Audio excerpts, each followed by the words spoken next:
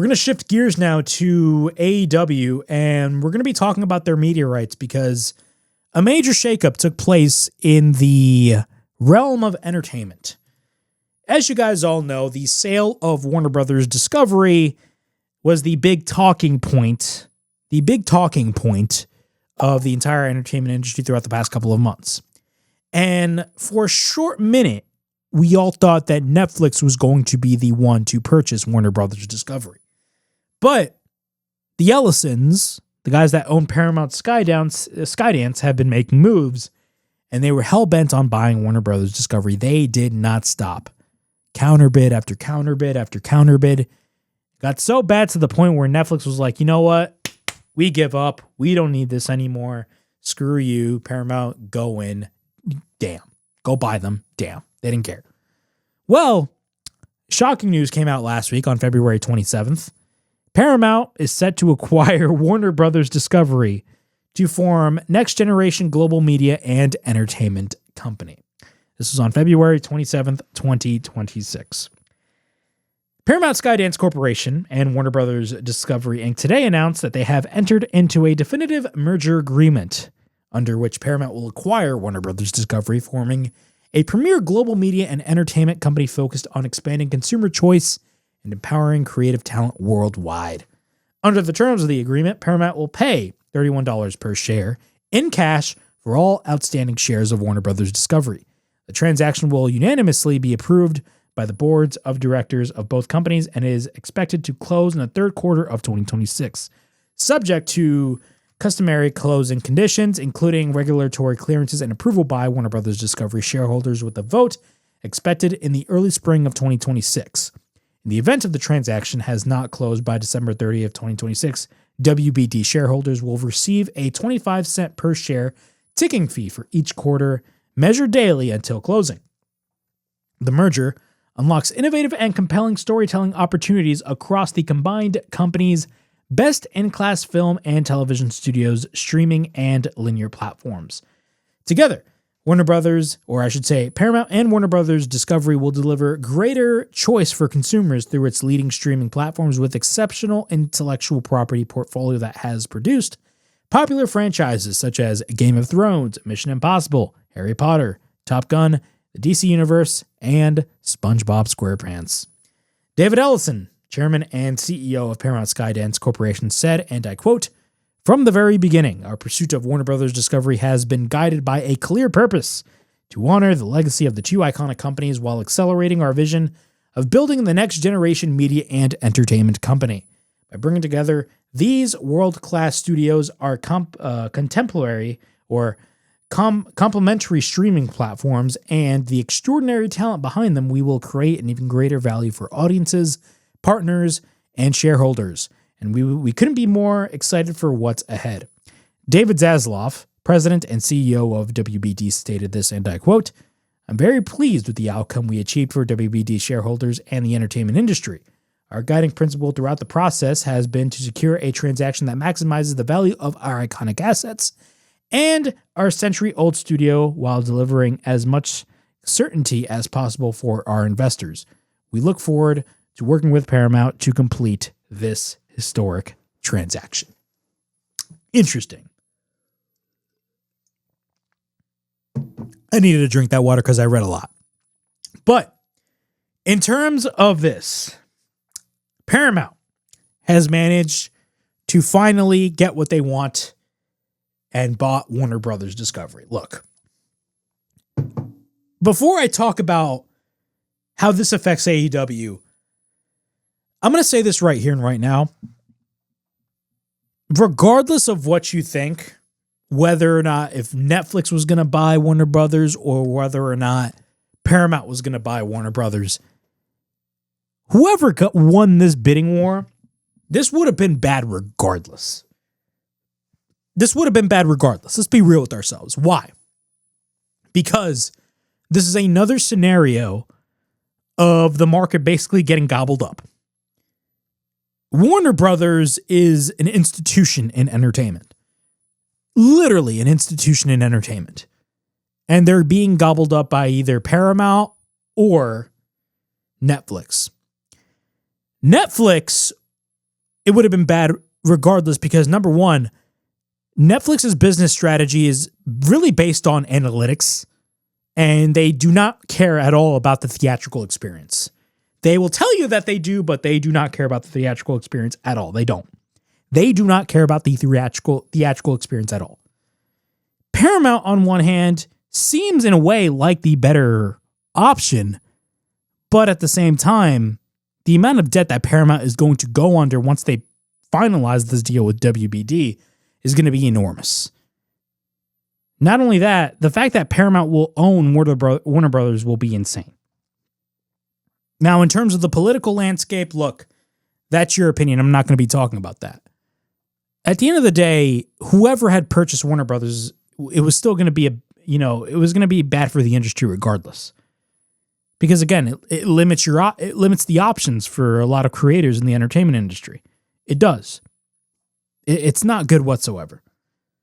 Now, one thing I will say is that Netflix, if they had, managed to get their way and were set to buy Warner Brothers Discovery, they only cared about the television studio or the movie studio. They didn't care about all the other assets. They didn't care about the cable channels. They didn't care about the TNT, TBSs, True TVs, CNNs. They didn't care about those networks. Because again, Warner Brothers was originally going to split into two separate companies. And one of them was going to be, I believe, film and television, and the other one was just going to be, their television networks. But with Paramount is actually going to buy everything. Because they see the value in, all these cable stations, even though cable is a dying business. They see the value in a CNN. They see the value in, per se, a TNT and TBS. Now, how does this affect AEW? Well, there were reports saying that Tony Khan was thrilled with Paramount and Warner Brothers Discovery merging together. I'm reading this from the Wrestling Observer newsletter. Dave Meltzer addressed the AEW's president's reaction to the news in this week's edition of the Wrestling Observer newsletter, noting that while Khan was said to be thrilled with the news, others believe that Paramount could, due to the pressure from TKO given to its contracts with the UFC and Zuffa Boxing, move to get rid of WWE's only significant wrestling competition. Meltzer wrote this, and I quote, "The most important news story in wrestling as far as the future and viability of AEW is just a tiny piece of the puzzle in the proposed Paramount purchase of WBD. There is a ton of speculation as to what it means. Those close to Tony Khan say that he was thrilled when the news came out, feeling that this was the best possible scenario for him. Others are claiming it's the death knell because Paramount, either to cut back on its costs or due to pressure from TKO, given that they have contracts with the UFC and Zuffa Boxing, will get rid of TKO's only real significant wrestling competition." Paramount Skydance CEO David Ellison has said the plan is for HBO Max and Paramount Plus to merge into a single streaming service. In my opinion, that is not a good move whatsoever. According to a report from January, HBO Max has approximately 135 million subscribers worldwide, 59 million of which are in the United States, while Paramount Plus has only 79 million subscribers worldwide, 35.8 million of which are in the United States. So they want to merge that into one streaming service. In my opinion, that's not a smart move. I'd keep them both separate. That's just me, but hey, man, that's David Ellison doing what he wants to do. Now, in terms of AEW, how does it affect AEW as a whole? Number one, it would have affected AEW regardless. We do not, we're still in the early stages. I believe the deal is going to close within the third quarter of this year, but AEW is locked in, I believe, at least till next year, and they have an option year. So if they take that option year, I would say it is a good sign. But I've always stated this about TKO and their business tactics. They may be greedy, but they're not stupid. They know that AEW is really the only competitor out there. Because let's be honest, AEW is a bigger threat in WWE's eyes than what the PFL is to the UFC's eyes. Let's be honest. The PFL is a freaking joke. The PFL is a joke. It is. The Professional Fighters League, they are a joke. AEW, in my opinion, is a much bigger number 2 wrestling promotion than the PFL is as a number 2 mixed martial arts promotion. Let's be real with ourselves. WWE has tried everything in the book. They tried everything by counter-programming AEW to really steal that thunder away from them. One of the things that TKO has done strategically well, and I've been saying this ever since they announced the deal with Netflix, ever since they, of course, signed that deal with SmackDown with NBCU, and signed that deal with UFC, signing that deal with Paramount Plus. TKO has been very strategic with all of their television partners. One of the things that they've been doing is that they're basically limiting the amount of television partners at AEW, or potential television partners for AEW. They are limiting all of these different television platforms for AEW to not go to these television platforms to negotiate a new deal. That's basically what's going on. I wish I had explained that a little bit better, but they're basically limiting AEW's options. Now, Paramount seems like a better option for AEW, but at the same time, they have a deal with the UFC. A $7.7 billion deal, by the way. $7.7 billion deal. Some people say it's a bad deal. Some people say it's a good deal. It's a good deal for the consumer. But the biggest question that you need to ask yourself is Paramount going to make all of those $7.7 billion back from the UFC? With Paramount Plus alone, I don't think so. Are they going to put some shows on CBS? Yeah, they are. I do see them putting shows on CBS. But with them owning all the other television networks like the TNTs, the TBSs, we could be seeing UFC on the Turner networks, on TBS, TNT. How is that going to favor AEW? Are they going to use AEW as a lead-in? Are they going to use UFC as a lead-in for AEW? We're going to have to wait and see. How is the viewership going to be for the UFC if they go on TNT? We're going to have to wait and see. We don't even know if they're going to go on TNT. Again, this is just speculation on my end.